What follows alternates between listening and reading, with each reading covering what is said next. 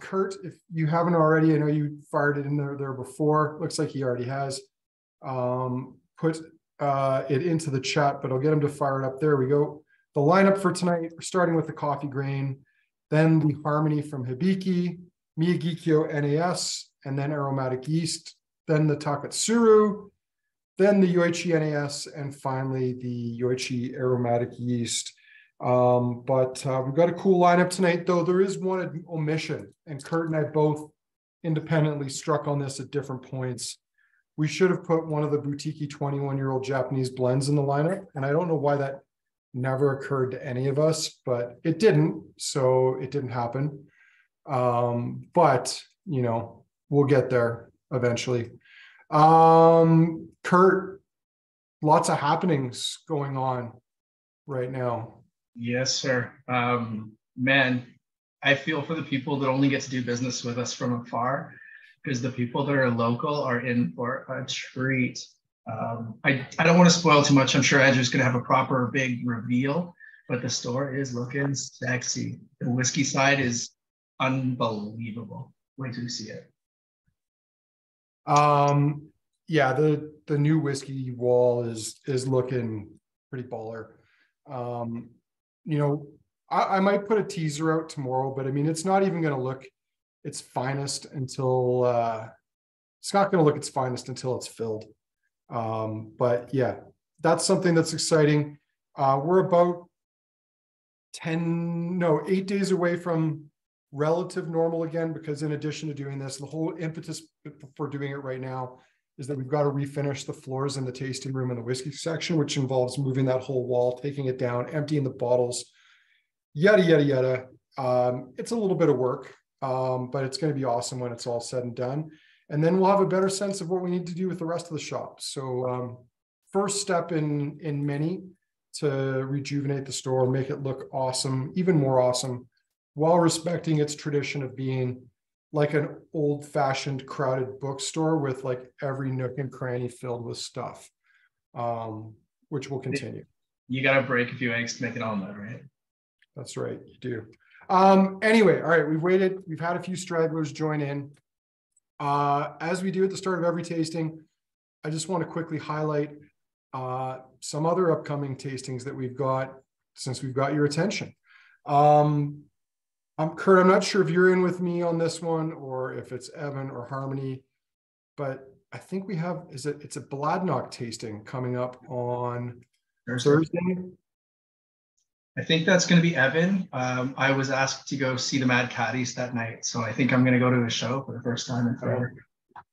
I'm going to smile and pretend that I know who that is, so people think I'm hip and cool, but I truly have no idea who that is. So I'm sure it'll be fun, and I don't blame you for going to see a show. Yeah, this is coming up. There's still some spots available. It's an awesome lineup. The Tally is not a 25-year-old, but we know it's old. It's got to be in its 20s somewhere. So cool lineup. We'll talk about Bladnock. I did a similar lineup to this a couple of years ago when they first relaunched as a brand with my whiskey club, and it was a cool tasting. But this is the one I am most excited about. And I see, I'm just going to throw it back in the chat because we had somebody else just join us. Oh, we got a few more people just joining us. Kurt, it seems I'm not the only one. I might stop share for a second. I'm not the only one who's running late tonight. So welcome to the stragglers. Here's the lineup. We're about to get rolling in just a moment with the whiskeys.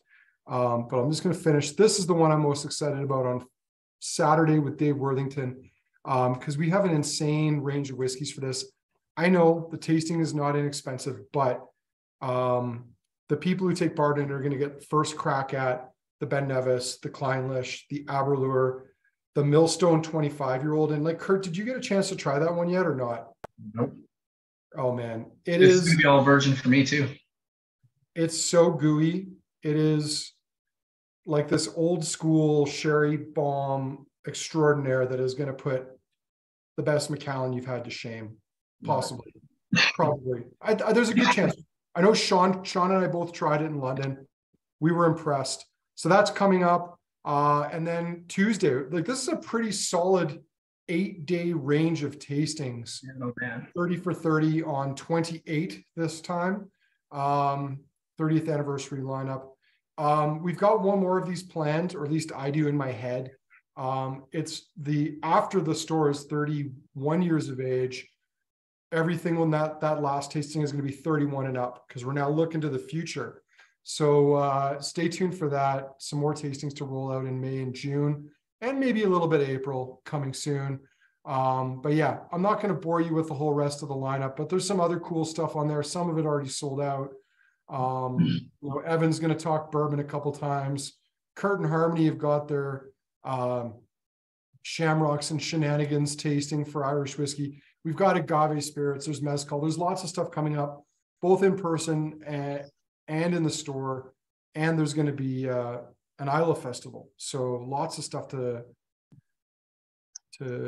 take part in. And yes, Jeff, Dave is pretty awesome. And I have to ask, Jeff, you've been a trooper, but how's the palate? Has it recovered? It's getting there. It's getting there. It's still not the best, but it's getting there. All right. Well, thanks for joining us anyway. All right, Japanese whiskey. Back in the olden times, when I would do these tastings, I used to have a slide deck of images that I would share to kind of tell the story of Japanese whiskey. It's pretty dated.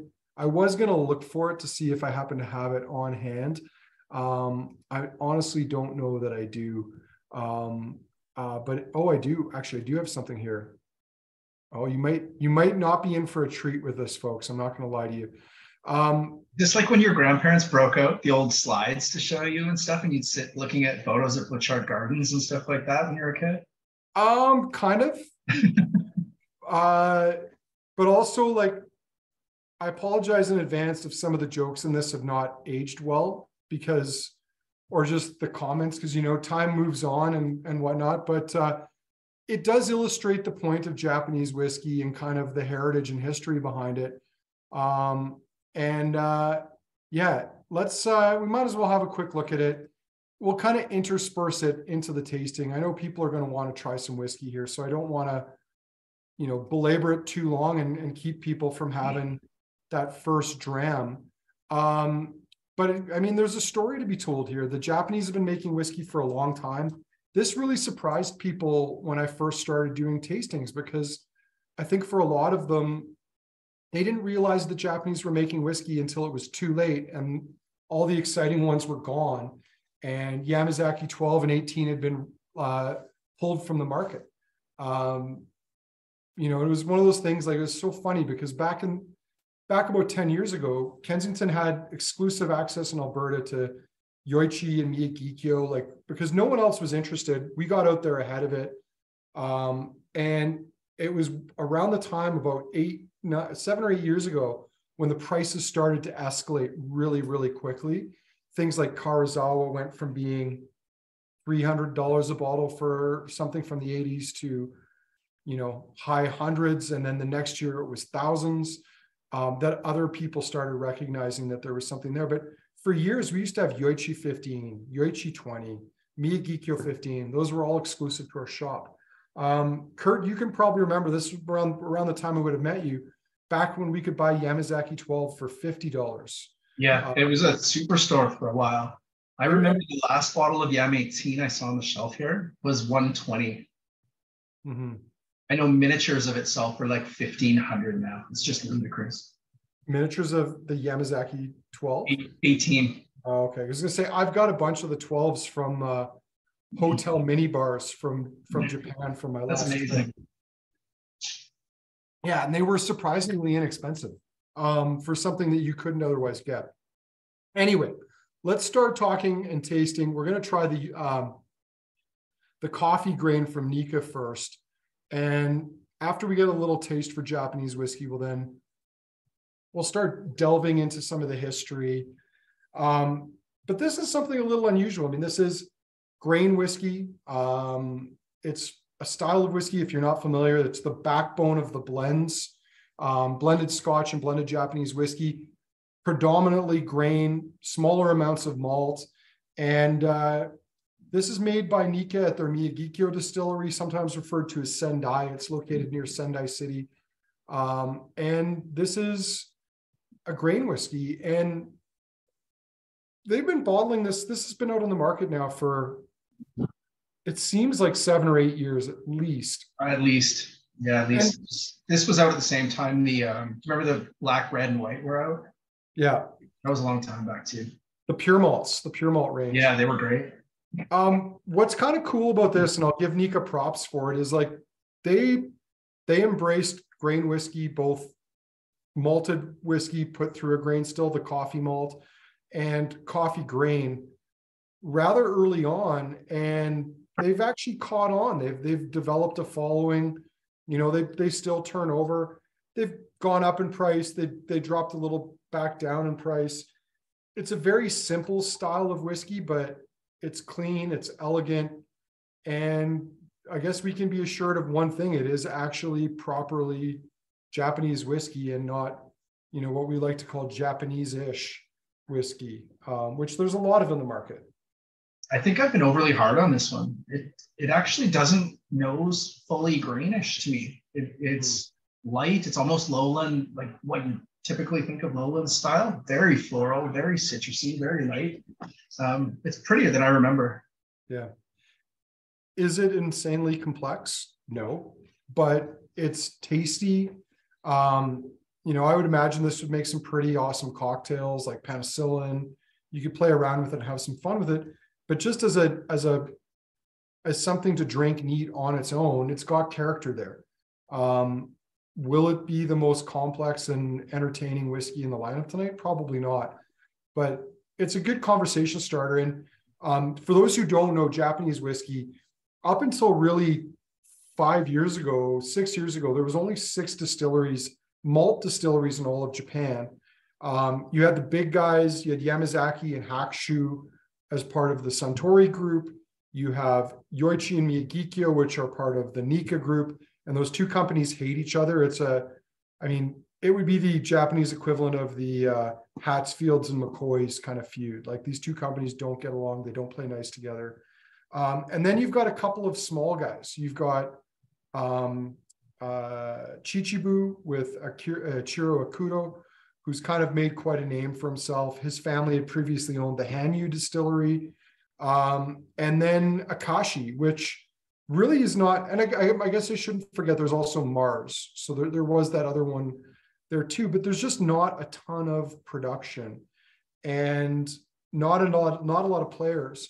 And right around that time, about 8 to 10 years ago, when Japanese whiskey really started to take off, was at the tail end of kind of Japan's dark decade of production, much like the Scotch whiskey industry in the 80s and 90s, where they were recovering from a market correction. The Japanese, for most of the 2000s and really up until 2012, 2013, were still recovering from their own market correction, where the demand for Japanese whiskey plummeted. Companies weren't making very much.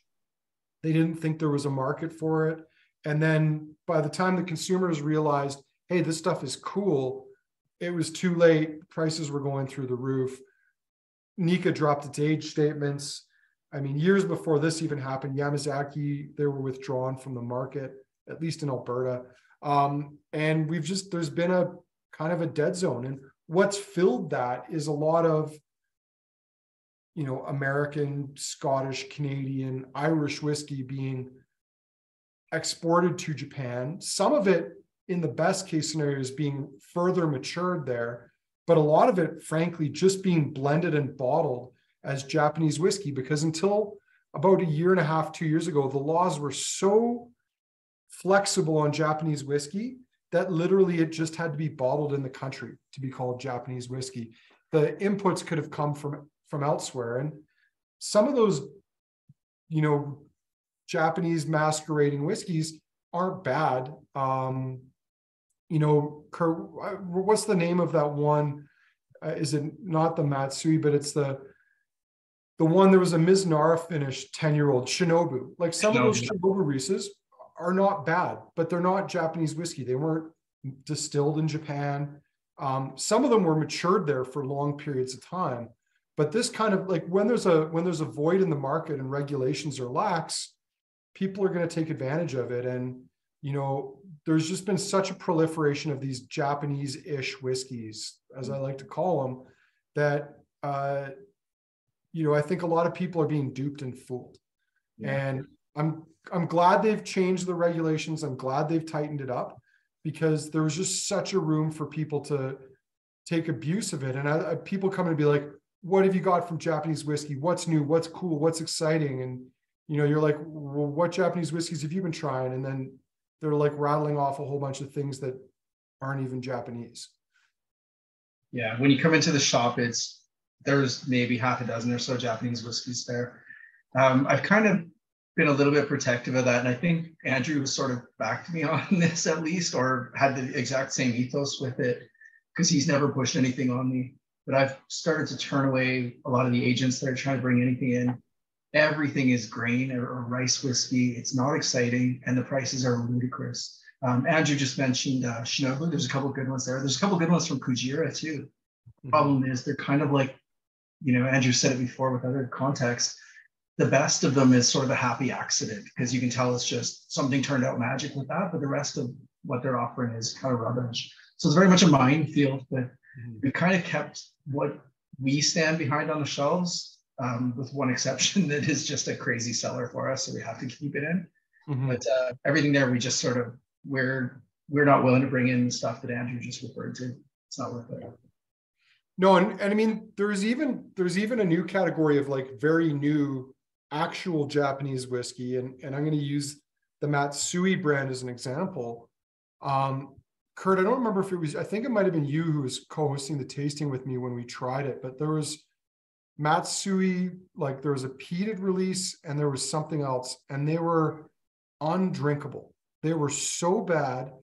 I think at that point I was just like, we're not bringing these back in. Like, I don't care what the market is for something. Like as Kurt said, I mean, we have a bit of integrity in our business. People trust us to make decisions for them, because maybe you don't have the time or the knowledge or the expertise. And Jocelyn's got a great question there that Jeff started to answer, which I will get to in a second. But like, we don't bring wines into our store and put them on the shelf that our staff don't believe in. And the reason for that is we want you to come back and buy another bottle. We want you to be confident that every bottle in our shop is great. Sometimes wines are corked, sometimes whiskeys are corked. I mean, weird things like that happen, but we truly believe in curating what we sell. And we don't take pride in pushing things down people's throats just because there's a dollar to be made. We are a business, but I think our strength comes from that reputation. We do cave to pressure occasionally and bring in something like, Ardmore or Witch Hag or bourbon or whatever we have to. Well, there's people who like Ardmore. I mean, and you and I can decide whether we like something or not, but it doesn't mean it's not sellable. I mean, for sure. I think with some of these other things, there's an argument to be made that they're sellable, but they shouldn't be because they're misleading. Or in the case of, as I mentioned before, that Matsui, which I'm happy to mention again, so undrinkable that like, I don't believe it's right to bring those in and sell them to people. And I've had people ask me why we don't sell them. And I've told them flat out, because I've tried them and they're awful. And, I don't want people to end up buying something just because they want to buy into the hype. Now, Jocelyn, you had a great question. The chat's moved on. We talked about coffee, Coffey. Coffee is the name of the last name of an Irishman, Aeneas Coffey, from the 19th century, 1800s. He invented a new type of still called the continuous or column still. Since then, there's been many different adaptations of it, improvements of it. Patent still is another one that came out. But essentially, it's a rectifying column. Most whiskeys prior to the invention of this still were made in pot stills. The most prized whiskeys today, I would argue, are still made in pot stills. But these column stills allowed for much larger volumes of spirit to be produced to a higher level of consistency for less cost. And they ended up creating blended whiskey and creating the opportunity for blended whiskey. And that's where the name Coffey comes from. It's a nod to the fact that Aeneas Coffey was the inventor of the still. Interesting little side note, he tried selling his technology to Irish distilleries and they all rebuffed him. And within 40 years, their industry was nearly bankrupt. Whether you look at it from the standpoint of, whether, I know Kurt's answer to this, and most people in this chat would prefer a pot still whiskey to a column still whiskey. The fact of the matter is it created an entire different segment and economies of scale that allowed the Scotch whiskey industry to outcompete the Irish and almost destroy them. The Japanese are extremely traditional, and that maybe is a cue for me to go into a slide here, because they continue to refer to this style of whiskey as coffee grain or coffee whiskey, because the Japanese are insanely traditional. They don't like change, and they built their distilling industry in the 1920s from a traditionalist view of Scottish distilling at that point in time. And that's why you see that little nugget today. So here we go into the slides. Whiskey arrives in Japan, 1854. Commodore Perry of the US Navy blasted his way into Tokyo Bay, demanding the Japanese open up and trade with him, as Americans do. There you go, Commodore Matthew Perry. No relation to the actor from Friends, incidentally, that we know of. One of the things he left in Japan was apparently a cask of whiskey that was intended for the emperor. But this was still a period where the shoguns were the real power in the country. And it's believed that the cask never made it to the emperor, that the shogun kept it for himself. They left a bunch of bottles of whiskey too. But this is where Japan's love affair with whiskey really began. This is in the 1850s. The Japanese had this concept of catching up with and surpassing the West. And basically, they decided they would look around the world and find the best examples of military technology, industrial technology, culture, dress, transportation, and they would basically copy it and then try to improve on it.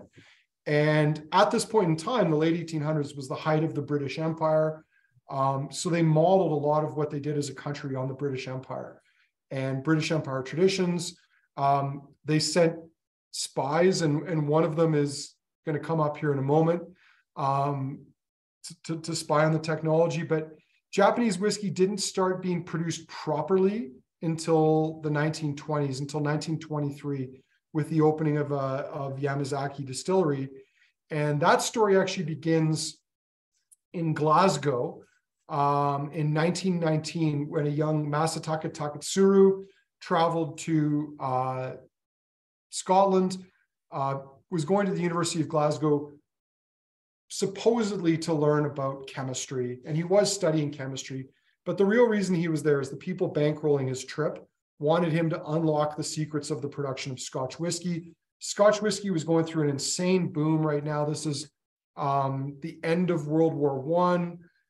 Ireland is embroiled in a civil war. They've just finished their war of independence from Great Britain.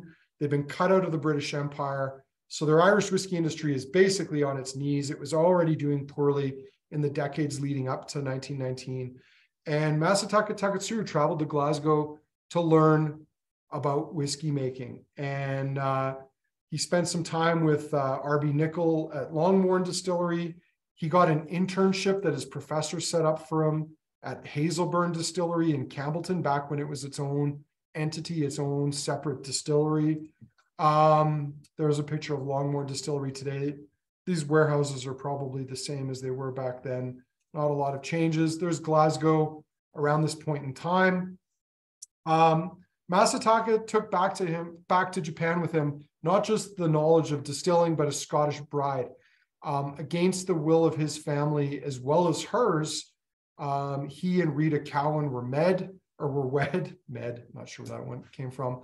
They went back to Japan, where Masataka opened up the Yamazaki distillery for what would essentially become the Suntory Whiskey Company. And we'll come back to this story in a minute, because there's another whiskey that we should try here. But the main point that I want to really come across to you guys is that the history in Japanese whiskey is very old. They've been drinking whiskey now for 160 odd years. They've been making whiskey as of 2023 for 100 years in Japan properly making whiskey. And it's really a part of their culture. There's great whiskey bars. In fact, some of the best whiskey bars I've ever been to have been in Japan. And yeah, it's as important to Japanese society as rum is to the British Navy, as, you know, gin is to the, you know, suppose English cricket fans. I don't know who drinks tons of gin, but you get the point. Whiskey is big in Japan. It's really big in Japan. Kurt, should we talk about Hibiki Harmony? Yeah, and coming to this one right after where we just were, the nose on the first one's pretty, but the palate really shows grainy against it. Sorry, I was sipping ahead because, quite frankly, the nose sort of blew me away with this one. I've had it in a long time, but there's some really cool on the nose here. Kind of a note I hunt for, but I'm not going to say it until other people have a chance to say something. Yeah, so here we go, Hibiki Harmony. This was for the longest time the only Suntory whiskey that we actually had in our market. They then saw fit to bestow us an even less interesting whiskey in the form of Toki, which I'm pretty sure the only reason Toki's in the market is so that, you know, bars and restaurants can serve Toki highballs. But yeah, I agree. The nose on that on the coffee grain still stands up. I think like it's still quite pretty, but I agree. The palate, it's very light, it's very clean. Going back to grain whiskey again, to, you know, in this case, coffee grain whiskey. Jocelyn had the question before. One of the ways to think of grain whiskey is it's almost like oak aged vodka. You're distilling it to almost a point of pure purity, of like neutrality. You almost want zero or very few characteristics to come from it, so that it just mellows with time in the cask, pulls out color and character from the wood, but it's not kind of adding any unwanted flavors to the spirit. It's the filler of your blend. And then by adding malts to it, you can make the blend more elegant, more beautiful, more layered, more complex. All right, I tasted the coffee grain again. It's like almost like a vanilla milkshake or something, but if you were to have a vanilla milkshake where you kind of ground grist into it as well too, like there's a grainy maltiness on the palate. But I find the Hibiki Harmony nose, like, it's interesting, but it's not wowing me. It's been a long time since I've had it. I'm kind of the opposite on this one right now, because I've kind of not been impressed with this whiskey for a really long time. And I think I came in with super low expectations, but the balance on this is incredible. Like there's everything I want there. The palate on this is gorgeous. Can you imagine why is this not left at least 46%? So those oils are intact. So it's like got texture to it.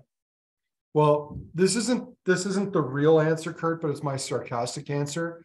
And it's because Suntory put Beam in charge. But sure, that's just a sarcastic answer that has no basis in fact. Impressive. Yeah. Suntory owns 3 distilleries in Japan, unless they've opened a new one that I don't know of. They have their malt distilleries. They have Yamazaki and Hakushu. Hakushu is the forest distillery, and I think I've got some photos in here later that I can show you. And then they own a grain distillery called Cheetah. It's a completely separate entity to their other distilleries, whereas Nika has incorporated their grain distillery into the Miyagikyo facility. But yeah, Kurt, I would agree with you on the palate on this. I don't know if maybe it was my dinner, or heaven forbid I'm going in the direction Jeff was last week, where some sort of bug is going to knock my nose and palate out. But I don't find the nose is good. It's just not super enticing, but the palate on this is gorgeous. It's fruity, complex, layered, waxy, floral. There's just a lot of really nice notes getting hit here. What I'm finding is when I stick my nose in it, I'm just about to pull away, and then I kind of catch something and then stick my nose in deeper and draw in deep. And then there's this explosion. And like, there's this cool orange top note. There's a bit of a floral tone in there too, almost like flowers when they're just passed and starting to get a little bit pungent almost. And then that note I said that I was like, all over for me. Those Brookside chocolate covered acai berries. There's like a really cool berry jammy kind of note on the top of all of that stuff. Like there's some really, really neat notes here for me. Yeah. Swedish fish. Oh man, now I want some of those. I love those things. I haven't had those in forever. So, I mean, this is what most of Japanese whiskey was really until the 1990s. I think that's around the time that they first started to launch Yamazaki. Might have been 80s. I know 84 was in a significant vintage for Yamazaki, but I don't remember exactly why. But most of Japanese whiskey history has been down to blends, and that's true of the Nikka group as well too. They have their blends, the Tsuru, Tsuru, which we haven't seen in years. Their blended malt, which is the Taketsuru, which we're going to try a little bit later. But Japanese whiskey, to me, even back in the days when we had cool age statement stuff, there was always like a finesse to their whiskeys. Like their whiskeys could be heavily peated, but they were always elegant. They could be heavily sherried, but there was always this strive to have kind of elegance. And I think the best way to sort of sum that up is to look back at that Hibiki and that style there. That's a really classic, elegant blended whiskey style. Anyway, back to a few slides because I'm actually curious what's on here since I haven't opened this file since 2021, according to my computer. Oh, this could be fun. It could be fun. So there's Yamazaki Distillery, the first distillery established in Japan. It's located near Kyoto. In fact, if you're visiting Kyoto, it's very easy to get to. I think it's about a 30-minute train ride. You have to cross a very busy set of rail tracks to get there. But Yamazaki is quite a pretty distillery. This is not where Masataka Taketsuru wanted to found his distillery, but this wasn't his distillery. This was the distillery, the first distillery for the Suntory group. They're able to produce a number of different whiskey styles there. They have a couple of different stills. If you look at blended whiskey, in Scotland, there's like 100 odd distilleries, and you can trade whiskey with different distilleries to get components to make your blend. But in Japan, both major whiskey companies only had 2 distilleries, so they had to be self-sufficient. And these 2 companies don't get along with each other. They don't trade casks. So they had to be self-sufficient from the standpoint of creating enough components for blending. And I know when it comes to the Hakushu distillery, which we're going to see later, I believe they can make something like 24 different whiskey styles just within that one distillery, which is kind of astounding. So there's Shinjiro Tori. He is the scion of the Suntory group.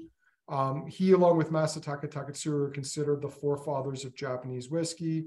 It was he who wanted to build the distillery near Kyoto because that's where his family is from.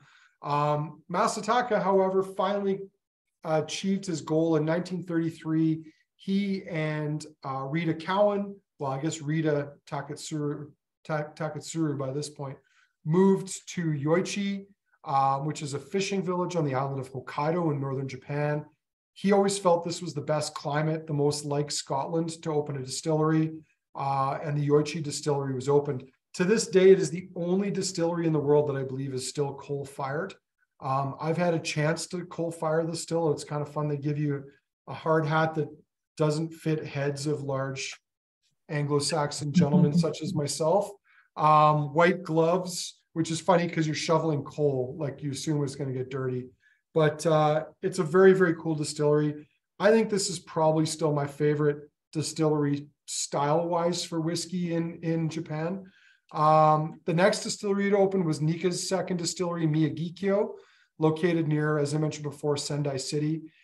Interestingly, this distillery is actually quite close to the epicenter of the earthquake that affected the Fukushima nuclear reactor. And when that happened, actually, I flew into Japan the first time a couple years after the earthquake and tsunami, and saw at the airport, and actually on the landing on the way in, there was this like 1 kilometer wide swath of waterfront that was just brown. It was completely obliterated by the tsunami. But the most telling thing was when we got to the airport, it was a small airport a little like flying to Victoria or Saskatoon. It was a one-level airport. They showed us how high the water got at the airport, and it was something like 15 feet up the terminal wall. Like it was just insane. But Miyagikyo Distillery was opened, I believe, in the early 60s. There's a grain distillery there. So you can see this traditional pagoda building. The reason they put a pagoda on it, because there's pagodas in Scotland. They weren't actually malting their barley. This is not a kiln. And then the building to the left of it, you can see there that 4 or 5-story building on the far left. That's actually where the grain stills are that produce that coffee grain spirit. Whiskey at war in Japan. You'd think that World War II, with Japan basically going all out in the war effort and then basically being completely and utterly defeated at the end, would destroy their whiskey industry, but it didn't. And maybe we'll pause on that point for a moment and get to some Miyagikyo here. Jocelyn saying Harmony is slick. It is pretty slick. Marmalade on the nose for Max. And Jeff is quoting Ron Swanson. So nice. It's a good night. All right, we're on to the Miyagikyo NAS. And Kurt, I'm getting, I don't know if it's just me, but like sherry on the nose. I can see maybe a bit of sherry casking there, but I can also see a lot of like boozy, fruity swagger here. Now you've got like almost like some O to B sharp fruits going on, a little bit funky, a little fermenty, way more character. You can tell you're into like, you know, proper malt territory at this point and getting all the kind of tones we search for. Purple lollipops or like popsicles or something there. Kurt, I want to point out something. I don't know if you've noticed the chat, but Jeff has actually fact-checked himself.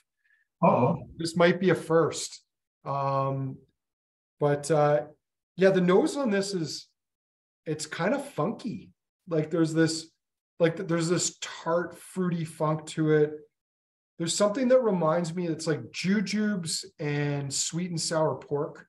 Like if you were to mix them all together. You know, it's got, like I said, a bit of a boozy swagger to it. It smells a little drunken. I like that. Well, one of the things I like about the Nika Group and their whiskeys is they're not giving us bare minimums as far as alcohol goes. So here we go. Let's pull up the Nika Miyagikyo. 45% is the ABV on this one. So right back up there with the coffee grain. There's the bottle. Yeah, this line of whiskeys was launched, I want to say about 7 or 8 years ago, around the time that we lost, or shortly after we lost the age statement bottlings. And there was a bit of pushback like there was from a lot of other sources, but I kind of feel like they've done a decent job with these. And we were probably spoiled with the old Miyagikyo 12 and 15, because I bet a lot of the components in them were actually quite a bit older than what the labels said. But yeah, I mean, this is sort of sherry cask, very fruity style single malt. Miyagikyo is typically unpeated. And although we have had peated expressions of Miyagikyo, but much like the Hakushu distillery, Miyagikyo makes kind of a wide range of whiskey styles, so that, again, the Nika Group has a bunch of different components to blend with. So climate-wise, where Miyagikyo and Yoichi distilleries sit, you've been there, yeah? Yeah. So what's it like there? Like quite subtropical, or is it? So I would say that Yamazaki is definitely subtropical. I mean, it can very easily get up to like high 30s, if not 40, but it's not unusual for them to get a bit of snow in the winter. Miyagikyo, you're getting a little bit cooler. I would say comparable to maybe something like Oregon coast, maybe Washington moving up. Yoichi is unusual because, I mean, if you look across, if you were to look at it on a map, like it's almost parallel with like Vladivostok in Russia. Like it's it's far north, Mm. but much like Scotland, it benefits from ocean currents that moderate the temperature a little bit, but it can get hella cold. And it's coastal. So in a lot of ways, it's the most unique of the distilleries because it's a West Coast distillery. And like the West Coast of Scotland, it can get incredibly stormy there. That's why you're going to get that really pervasive salty element creeping into the whiskeys. None of the other major distilleries like Yamazaki, like Hakshu, or Miyagikyo are anywhere near the ocean. They're miles and miles from the ocean. Hey, trying to give the benefit of the doubt for the non-age statement thing here, like climate can help a lot for a quicker maturation because there's a depth of flavor here that I didn't really expect, I don't think. I'm not that angry old crotchety get off my lawn kind of guy that's like, if they don't give me an age statement, it's 3 years old. I tend to give the benefit of the doubt that it's more like 7 to 9, or else they would tell us it's a 10-year-old, let's face it. But I don't think anything, less than 7, 8, 9 years old is developed properly. You notice those almondy tones, those acetone sort of tones and stuff still coming through. These don't have that. So I'm kind of wondering if climate is playing a little bit of a part here, or if there's some of the whiskeys. Time is not it's not an equivalent to say the UK. I think you've got a climate here that's going to be, probably more like a Kentucky climate where it can get quite hot in the summer. It can get cold in the winter, but winters are short. Because I've always believed this, that a 5-year-old Japanese whiskey is probably more like a 10-year-old Scottish whiskey. Maturation is accelerated by virtue of climate.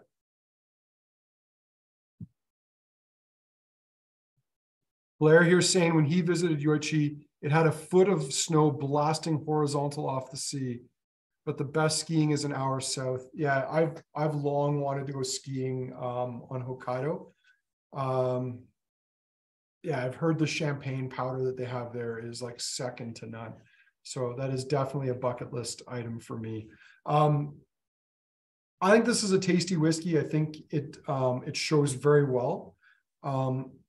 I think what we should do before I show any more slides or talk any further is we should talk about the Aromatic Yeast one, because this is Nikka's special releases for 2022, where they used aromatic yeast to kind of give the whiskeys a slightly different profile to them.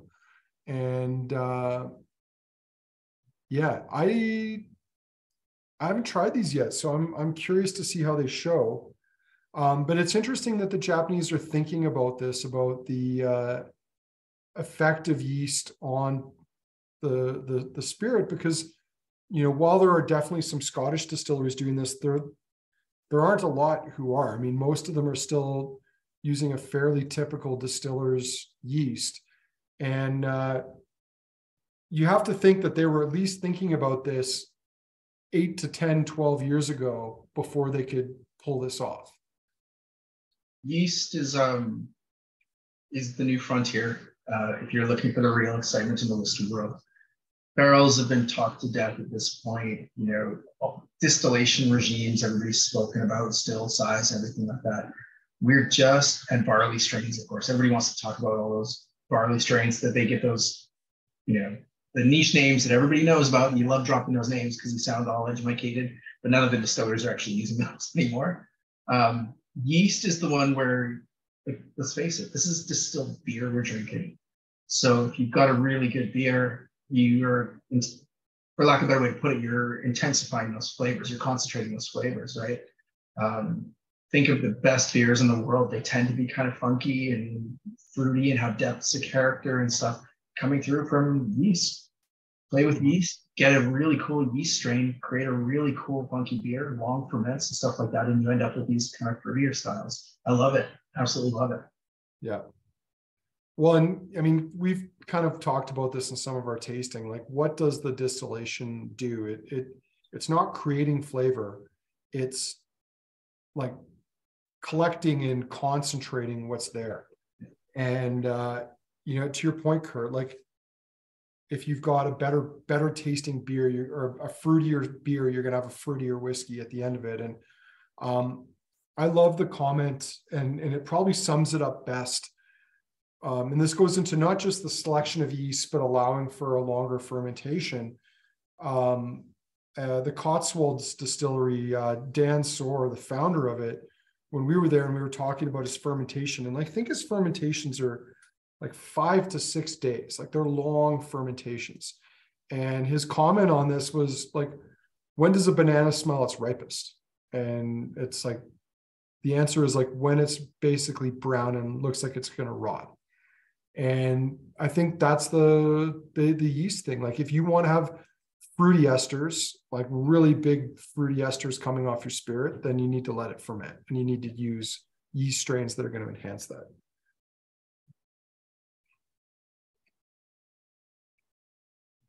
All right. Man. Kurt, what are your thoughts on this? It kind of takes everything that the first one was. Mm-hmm. It's like you've got a 5-piece band that gets to play with an orchestra all of a sudden behind it, kind of thing. There's a lot more nuance, a lot more notes. There's for lack of a better way to put it, you got a lot more peaks and valleys in the first one. With this one, they seem to kind of all be filled in, and everything just seems like a smoother, more complex ride. There's a lot more notes going on. The floral tones are a little bit more blended with the fruit tones, so it doesn't feel like there's just a top note of, you know, potpourri or something to me. Yeah. Just more balance on it. It's prettier. And I actually wonder if there's a slightly different cask composition to this one as well.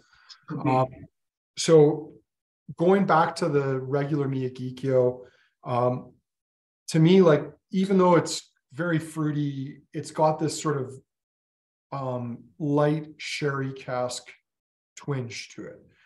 And what I think is cool about this aromatic one, which Nika intentionally chose a yeast strain to really enhance that fruity profile, is the palate seems it's incredibly fruity, but it's also quite clean. It tastes more like classic American oak. And I'm not suggesting there's no sherry in it, but it tastes more like clean American oak profile single malt. It's silkier too. Like the way it hits the tongue is a lot silkier, a lot better texture. Yeah. Oh, it's so lush. Yeah, you're saying. Yeah, that's a pretty whiskey. Getting into like a kind of a waxy profile towards the finish on it. All right. While you're enjoying those two whiskeys and going back and forth with the two Miyagikyos, I'll rip through a few more slides here. So Japan at war, whiskey was actually given preeminence during the war years from 1933 on. It was considered a military necessity. The Navy, the Air Force, and soldiers were all given daily rations of whiskey. So the distilleries thrived through the war. They were even given priority for grains over peasants. Like, it was more important that the soldiers got their tots of whiskey every day than it was for people to eat, essentially. And you would think, though, at the end of war, that the Americans are occupying Japan, that would be the death knell. But it wasn't. American servicemen, and at one point there was 1 million American servicemen stationed in Japan right after their defeat. They wanted something to drink. And what did the Japanese do? They catered their taste to American servicemen and started creating whiskeys that would appeal to them. It's around this time, although the Japanese, and this is the interesting thing about English language on Japanese products, there was already a tradition in Japan of seeing foreign products, especially, things from the British Empire or the United States, as being of better quality. So Japanese brands, as a way of emulating this, would communicate the brand name in English. And this is a tradition that continues to this day, sometimes to hilarious effect. If you've been to Japan, maybe you've seen their version of Gatorade, which is called Pocari Sweat. It doesn't mean anything to us. It sounds actually quite disgusting, but they don't know what that means. And to them, that English language lettering is a signal of quality, that this item is of better quality. So Japanese whiskey has always been, for whatever reason, predominantly marketed in English characters. Keizo Saji is the second of his family to run the Suntory Group. He did so until 1999. The next distillery to open, and it actually predates Hakushu, is Hanyu Distillery, which was the one that the family of Ichiro Akudo owned. There's White Oak Distillery I've been to, which is south of Kyoto, about an hour and a bit south of Kyoto. An interesting distillery, and it's a company that's been brewing sake for literally 300 or 400 years. They've got a long tradition in the drinks business. Fuji Gotamba is a fairly large modern distillery. We don't see as many of their products around in Canada. And then my favorite from a aesthetic standpoint, Hakushu, or the Forest Distillery. If you ever get a chance, it's a 3-hour train ride west of Tokyo into the mountains, south and west. You can see Mount Fuji for part of the ride. This is one of the most beautiful distilleries anywhere in the world. It's nestled into a Japanese forest. The buildings are so well hidden in the forest that you can't see the next warehouse from the one you're standing at. It's just an incredible site and well worth a visit. Karazawa, one of the most famous but now closed Japanese distilleries that created, although the style was more like Macallan, I at one point referred to it as the Port Ellen of Japan, because it was the closed distillery. It was the distillery that everybody wanted a bottle of. And there's another view of that Miyagikyo Sendai distillery. There's a beautiful cooling pond in the middle, and some stills at Miyagikyo. You can see the little Shinto symbols on the necks for purity and good luck. I don't even remember what else we've got here. Coffee still versus column still. So Jocelyn, you had your question earlier. Traditional whiskey, malt whiskey manufacturer, you run it through the process. You make it in a pot still. But if you want a more pure, clean, consistent spirit, a more neutral spirit, you run it through the coffee still. So I have no idea what other slides are in there, and they're not really all that important. So we'll maybe leave it at that point. Will we ever do a sake tasting? That's a good question. I think Jeff might be the one to do a sake tasting, because I've had sake. I enjoy sake, as I do alcohol in many of its guises, other than when you add sugar and artificial flavors. But I don't think I'm your sake man, so we'll have to figure that out. Sean knows a fair bit too. Have Sean and Jeff tag team that. I'd like to sit in and hear that one too. Mm-hmm. Have the two of them natter at each other. Could be Absolutely. fun. Taketsuru, pure malt. And actually, one last thing, I didn't show you the bottle because it's not on our website, of the Nika Aromatic Yeast or Miyagikyo. Both that bottling and the Yoichi, we have a handful of bottles of each available. At the end of the tasting, if you're interested in putting your name in the pot for one of them, you can send me an email and I'll be happy to include you in a draw. We only have a handful of bottles of each available. We don't have very much, but if those ones struck you, we've got a bit of stock. Taketsuru Pure Malt, the new blend.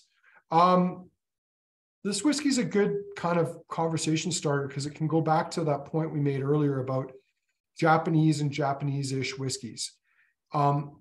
Not all Japanese-ish whiskeys are created the same. It's probably not a secret to most of you that a significant portion of Ben Nevis single malt finds its way to Japan to be matured and bottled as Japanese whiskey, incorporated in blends, incorporated in blended malts. And it's not just Nika doing this with Ben Nevis. You can be assured that a significant portion of probably Glengarry and or Auchentoshan were being shipped to Japan for inclusion into Suntory blends, as both companies have distilleries that they own in their respective groups. But at least in this case, from what I understand, the Ben Nevis that's being matured and was being used in Japanese whiskeys was being tankered over as new make spirit, and it was maturing entirely in Japan, as opposed to bulk liquid being sent over and then bottled simply as Japanese whiskey. But when they changed those rules, the Nika Group did have to reformulate the Taketsuru pure malt. So to conform with the new rules, this whiskey is only composed of single malts from Yoichi and Miyagikyo distilleries, whereas previously it included Ben Nevis and could potentially have included other single malt whiskeys from around the world.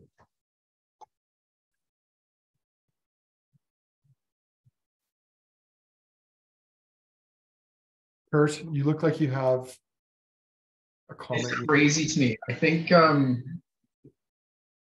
don't think blindly I would even remotely put peat as a tasting note there based on the nose.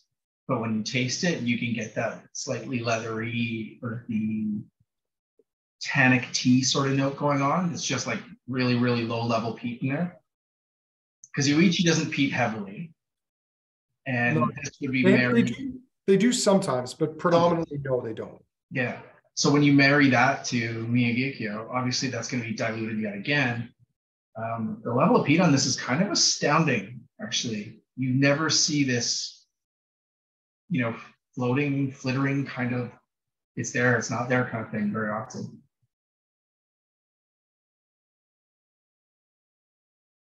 If I really try at the nose, I can kind of maybe get a flicker of it, but hardly at all. But it's there on the palate for sure.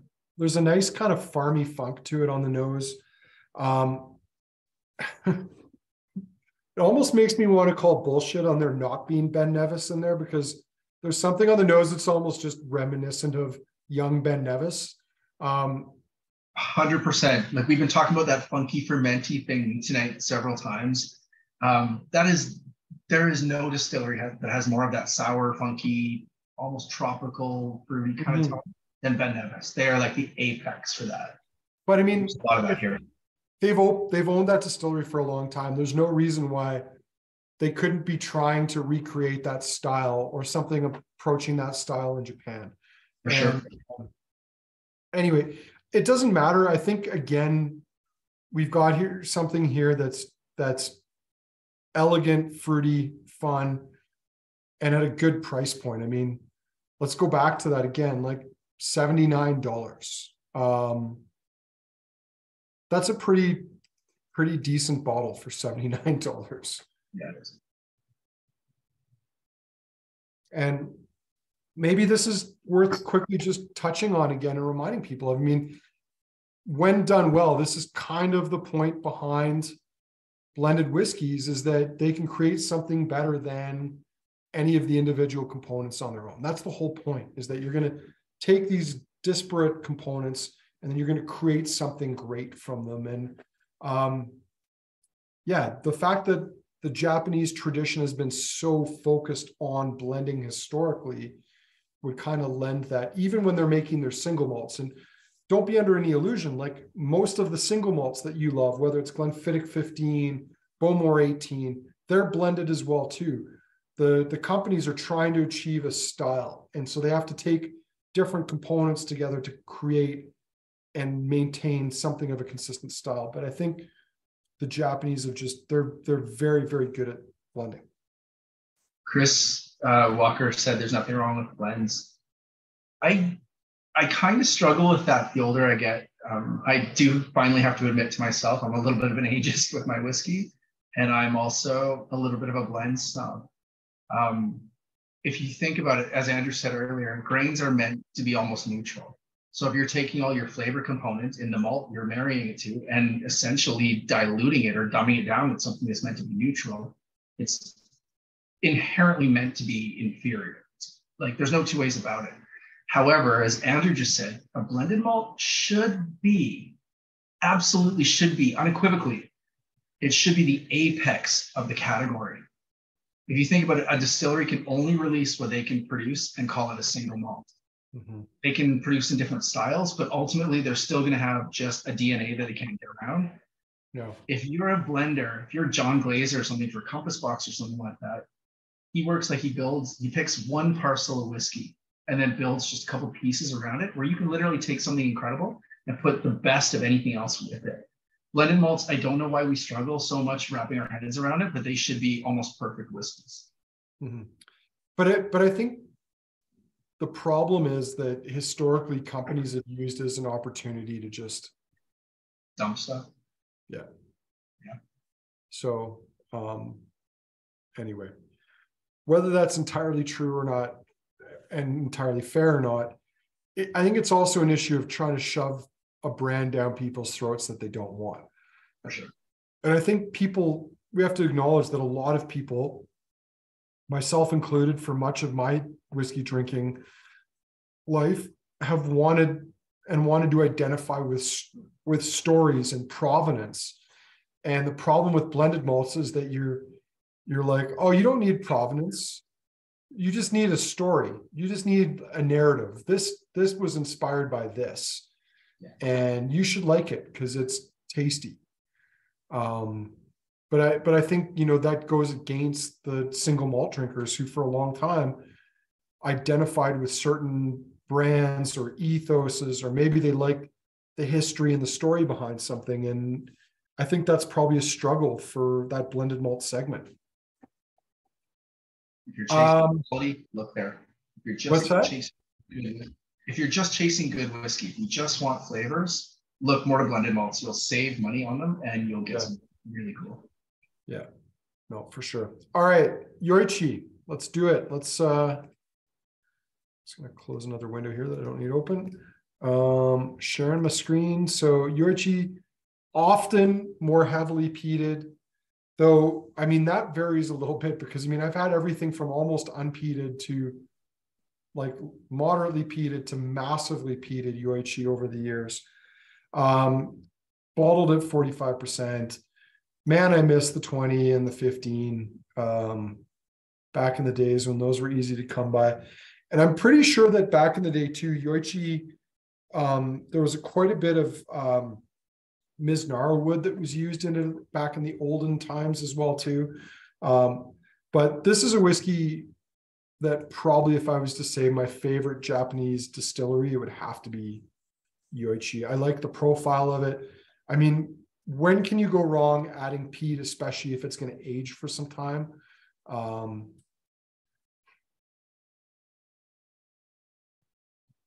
Yeah. I love Yoichi as a concept more than I love the whiskey. Can't lie. I think the more I drink of these two side by side, the more I kind of lean towards Miyagikyo style nowadays. Interesting. Old me would have absolutely gone the opposite direction, but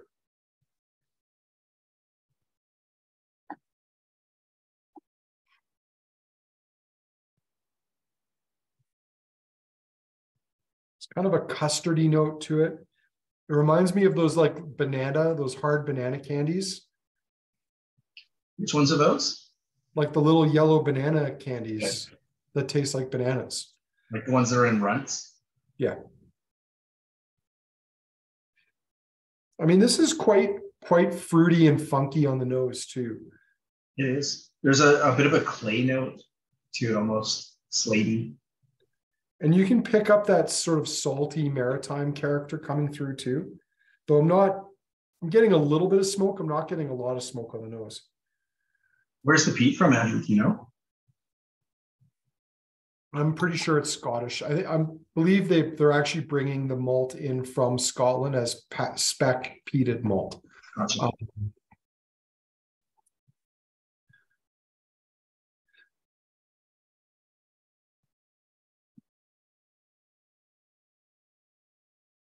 That's one to work around the palate a little bit. It's a little bit ashy at the back end. It's a little bit black licoricey. That one's a slow burn. I don't think it didn't really hit me until second sip and even really into the finish when those nice fruity esters start to come out. Vanilla, honey, very creamy, more of those bananas, Foster, and then you've got this layering on top of smoke and salted caramel. I really like that. It's not as fruity as the Miyagikyo, either of the Miyagikyo expressions, but I love the spirit in this. There's a, you know, when you toast the top of meringue, there's a little bit of that kind of note on it too.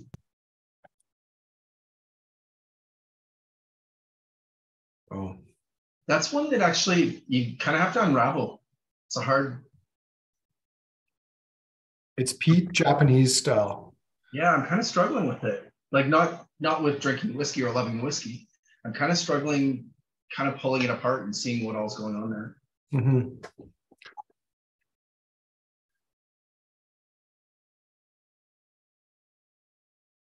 Should we compare it to the other one? No, but we might as well do that. So I was browsing the website earlier, and I'll be honest, I didn't really have the time to dig into these a ton prior to doing it. But I think the yeast concept with these two whiskeys may have been slightly different.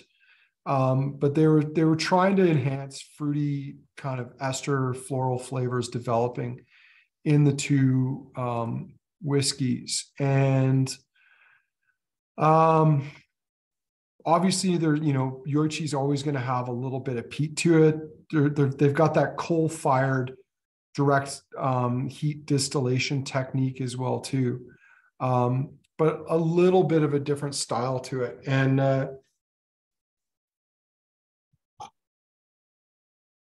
first glance, the nose seems, and I don't know if it's just closed, it seems a bit muted. So I found out with both of these two, when I mentioned the lineup to you as we were pulling it together before we started here, I said, I think they both show a little bit softer, but it makes sense to do the first one, like the constant first, and then see the variant on it, if you will. I stand behind that. It does seem a little bit more closed. But it also, again, just seems more four-dimensional, five-dimensional. Like it just seems more there, more balanced, more harmonious than the regular one does. Mm-hmm. The regular one seems a little bit more rambunctious. This one seems like it's grown into itself a little bit more.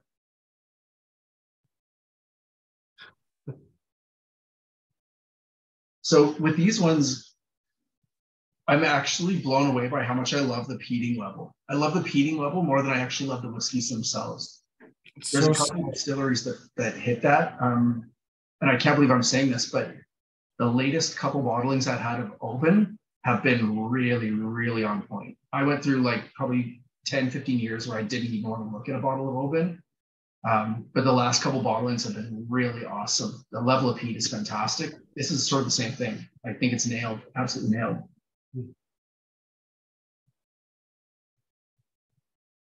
I'm getting your custardy note now too, Andrew. On the first one, sorry, on the NAS. Yeah. The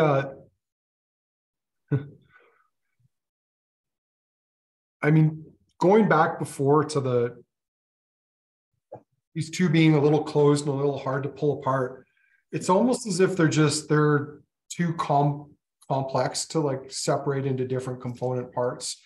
And it's hard to tell where one character ends and another begins.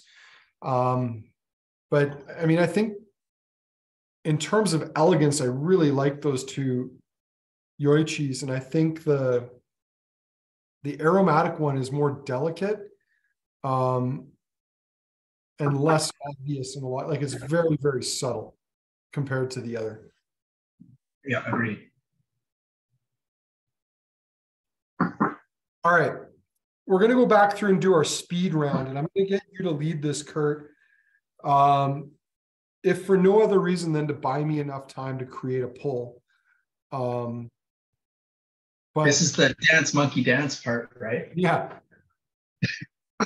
This is where we like to go back through the lineup a second time to pick favorite whiskeys. We'll give you a chance to vote. And then once you've all had a chance to vote, whether you want Kurt or my opinion, we're going to share them for you. Our favorite whiskeys. I'll share Andrew's opinion. That means I get 2 votes. What? I don't think we agreed to that beforehand. Anyway, starting with the coffee grain, Kurt, what are your thoughts? Yeah, we'll just kind of bounce quickly. And a tip for anybody that's not done too many of these with us, there's a lot of familiar faces here tonight, so that may not be too many. Good to have Hugh in the room here tonight, whoever Hugh is. With these whiskeys, if we haven't, done our typical little spiel where we say keep a little bit back or anything like that, about 80% of what you're experiencing is coming olfactorily. To prove it, just plug your nose and have a sip. You'll taste nothing, or be stuffed up, be sick, and realize how much your taste buds are compromised. So even if your glass is empty, just stick your beak in it. You're still going to get an idea of how good that whiskey was or how poor it performed or whatever else. Going back to the coffee grain, it's just a little bit tamer now, almost a little bit dead to me. It was really vibrant at first. I was really impressed by the nose. It just seems to have kind of fallen flat. And I think when you have a sort of flat base spirit, that's going to happen. Harmony seems a little bit bigger, a little bit toastier, and a little bit fruitier now to me, despite 43. The Miyagikyo just absolutely takes it up a level. The fruits are so much bigger and richer. You can tell you've stepped into a different category there.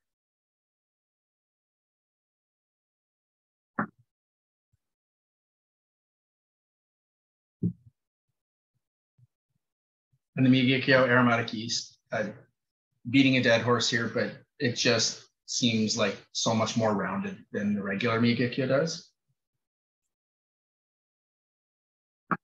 I think it's the same with the Nikas, or with the Yoichis. But in between there, that Taketsuru, I think, is the one that's impressing me the most. I poured these an hour and a half ago to pull the lineup together. That one kind of seems the loudest and the most intact and still kind of vibrant of them all to me right now.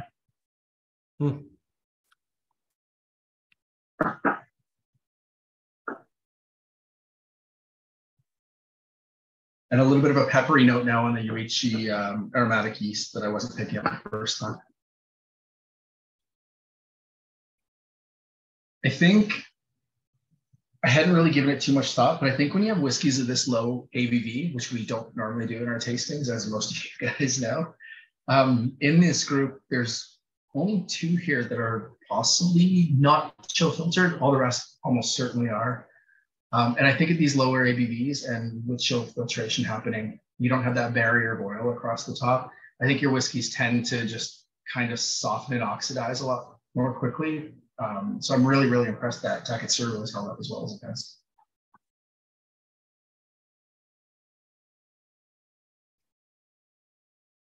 Oh, for God's sake. All right. I ran into the same problem I had the other night. You're only going to get one question, but you're going to get to answer. You're going to get to answer it twice because the polls are not cooperating with me. Yeah, I'm still going back through them. I mean, just based on the nose, I think you're right that Miyagikyo Aromatic shows really nicely. But I think the Yoichi one does too.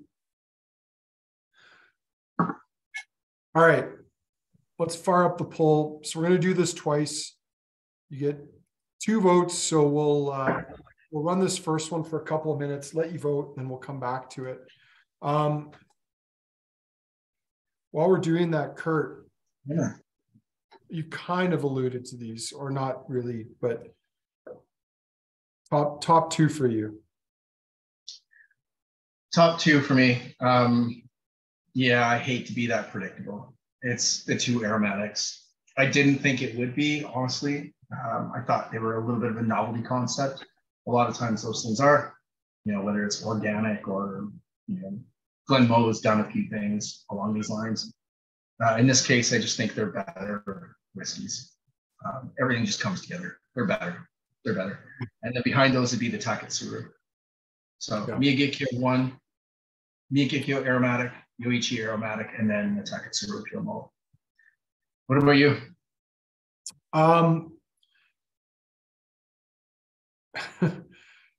Oh, this is awesome. I love it. I'm kind of torn. Like, there's elements that I like of both the aromatics, and I'm struggling to decide which I like better.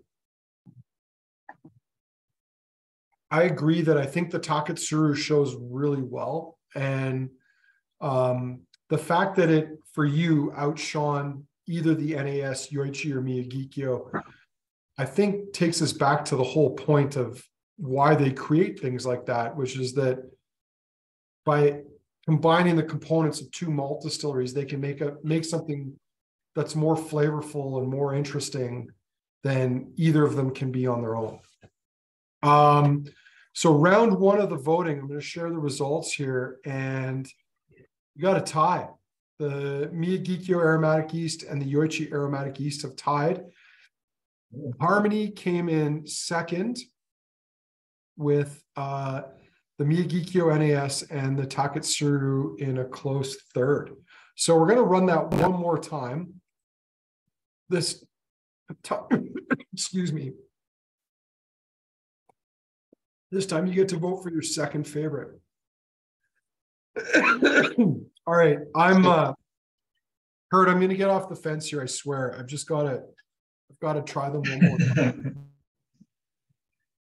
I'm finding the Nika grain, the coffee grain, is now firmly in grain territory for me. I think the longer it oxidizes, the more the cool, more volatile characteristics just kind of blow off and leave you with a base alcohol and wood, nothing too special. Harmony is getting a little bit of grainy notes, but everything else is still showing kind of loud and clear. Yeah. All right, Kurt. I don't know if I'm just doing this to contradict you, but I'm calling Aromatic Yeast Yoichi my number one favorite tonight. So I'm giving that the edge. The Miyagikyo is definitely close second. And I agree with you. I think that Taketsuru is the solid third place finisher in any case. Though if I had to go to fourth, I think it's the Miyagikyo. If I'm blown away by anything tonight, I mean, I'm actually not surprised about the two aromatic yeast whiskeys showing well. If I'm surprised about anything, it's actually about the basic Miyagikyo, because I've actually never been all that excited about Miyagikyo, but after tonight's tasting, it might even have a slight edge on Yoichi for me. I think so. I don't know about you, but the older I get too, the less I reach towards peat. And I've always been an absolutely unapologetic peat head, you know that, but I kind of just look for balance in softer, more balanced whiskeys, I guess. Mm-hmm. So, second favorite whiskey of the night. Look at this, the Taketsuru surging the first place, and the Yoichi Aromatic edging out the Miyagikyo Aromatic. So if we were to add those totals together, I would say that favorite whiskeys tonight would be Yoichi Aromatic Yeast, probably the Miyagikyo, but actually I think Taketsuru combined might have edged it out, and Miyagikyo Aromatic in third. So interesting, and everybody gets some votes. It's like elementary school phys ed, Kurt, when we would have participation day and we'd all get a badge. It didn't matter if you knew you weren't the fastest in your class, you still got a badge. So I've actually blended all my whiskeys, not elegantly, I would add. Just did a dump, did you? I created a swamp mix with them. But, let's see if I can create something better than any of them individually on their own. Problem is I drank the best of them already and have bits left of the others. So I'm going to marry the bits I have of the others and skip the first two just to avoid the grain component. It's not. My creation is not better than most of the things that we had tonight on their own. I think part of it is I've not given them time to marry. And there was no finessing of them. I just literally dumped whatever I had left in the glasses. But and like you, I think my three favorites were there was less left than there was for the others. So the results are somewhat predictable. Before we wrap, I don't know if anyone has any other questions they want to ask. We will do another Japanese tasting if for no other reason than I really want to include one or both of those Japanese blends from Boutique. So stay tuned for that. Something like that is bound to happen in the future. And then there's Bladnock. We're going Lowland style on Thursday. So please do check that out. If there aren't any questions, Kurt, do you have any words of wisdom for the assembled folk here? Absolutely never listen to anybody but me for that. That's my word of wisdom. I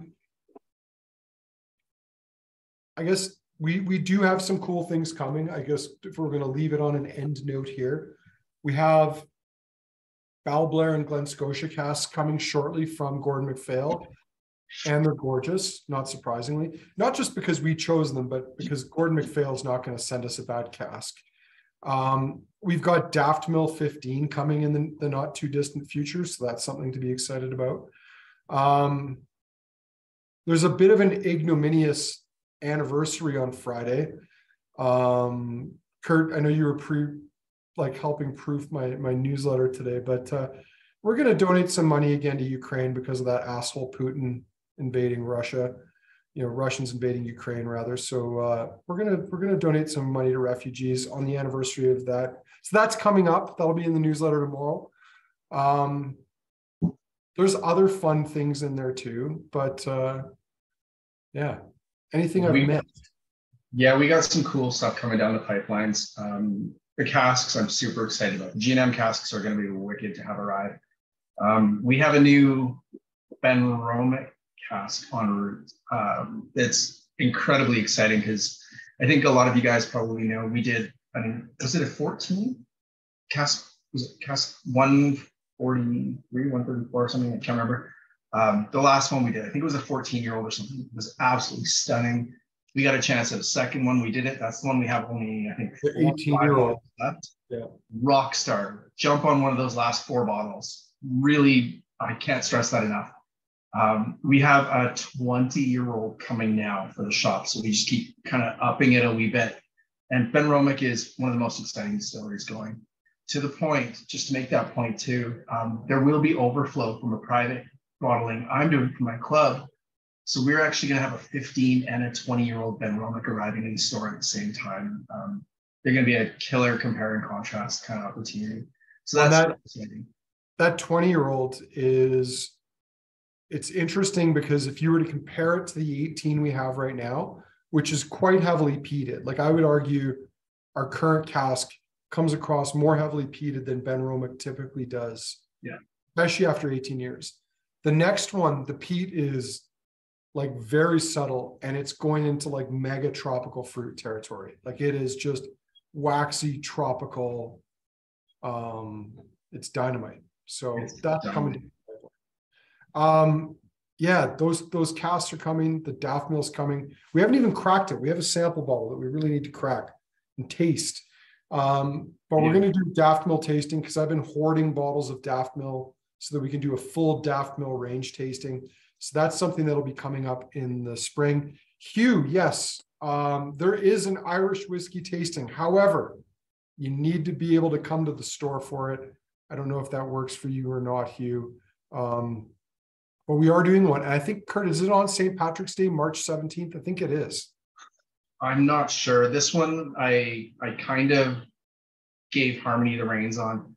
I talk too much. You guys know that. So it was a chance for her to kind of do the Harmony show, which is fun. She's got a ton of like cool, interesting takes on things and stuff. So I'm kind of excited to be her wingman for it and let her, have the spotlight for this one. It is March 17th.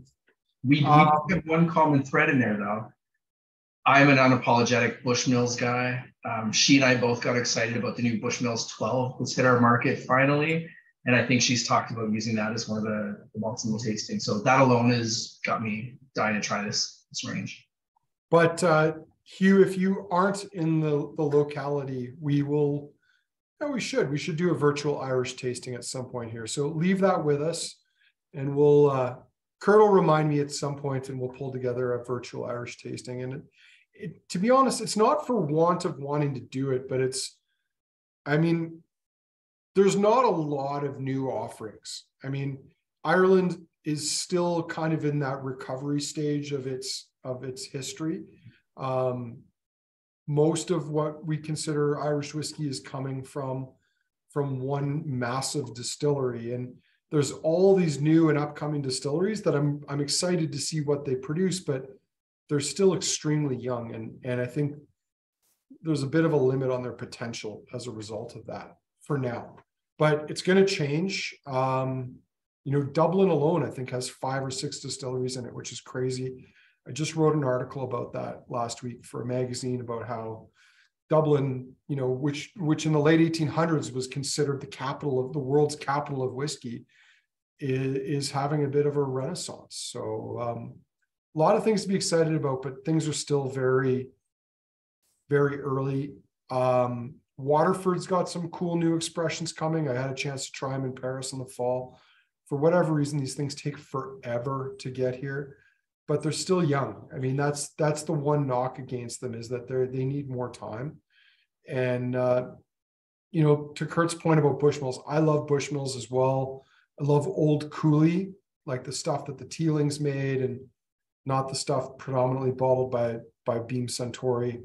But I also love a lot of those old Redbreast, a lot of those old pot still whiskeys that come out of Middleton. And I think a lot of these new Irish distilleries are going to have a lot of solid competition until they can be at the point where they're producing something that will stand up to 12-year-old cask strength Redbreast. So I just that guy 2 nights ago. That's the 2015 batch 1 Redbreast 12 cask strength. Damn good bottle. Yeah. Writer's Tears. Kurt, I think that comes from all over, doesn't it? Like it. I have never found anything definitive. I did a private thing with, the library downtown. I did a tasting with Adrian McKinty, the guy who wrote The Chain. And I wanted to use that because it was whiskey and books and stuff. And I hunted all over the place, and I could not find anything definitive as to where Writer's Tears is. It's a brand sourcing, probably Cooley, but we don't really know. Yeah. Well, and I mean, they have different styles because they've bottled pot still. And I don't think the old Cooley distillery was doing pot still. So the pot still would have to come from Middleton. The single malt, I've heard stories of some of it coming from both Bushmills and from Cooley. But I mean, the reality is, like, a lot of that stock, it's almost like rum, the way rum is traded. Like, Irish distillers don't seem to be as proprietary about what they make as the Scottish guys do.